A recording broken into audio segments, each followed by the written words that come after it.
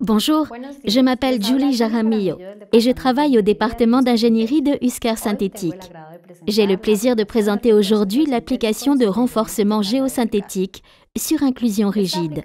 Cette application est un système idéal de fondation pour la construction de remblais sur sol mou lorsque les tassements doivent être limités au maximum. Ce système permet de pouvoir mettre le remblai en service immédiatement après la construction. Autrement dit, il n'y a pas besoin de préchargement ni de délai d'attente nécessaire à la consolidation.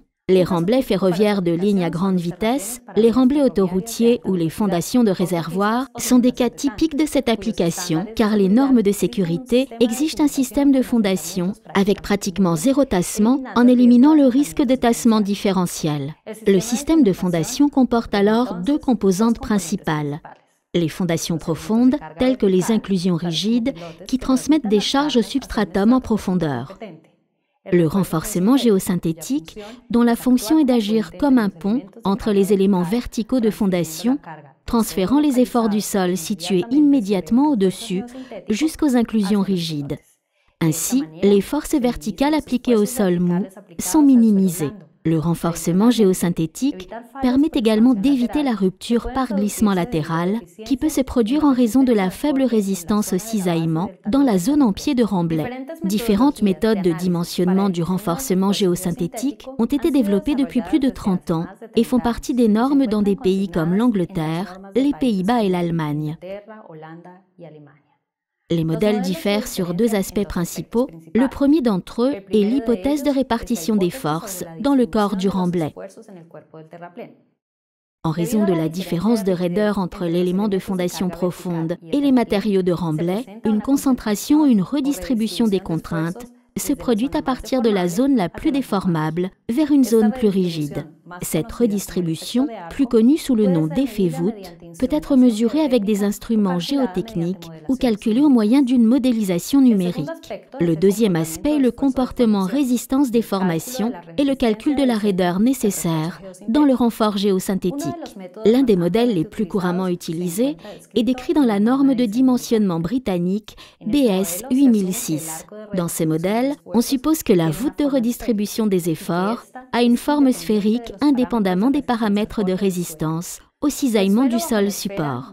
Le matériau sous la sphère devra être supporté entièrement par le renforcement géosynthétique sans tenir compte de la réaction au sol mou sous-jacent.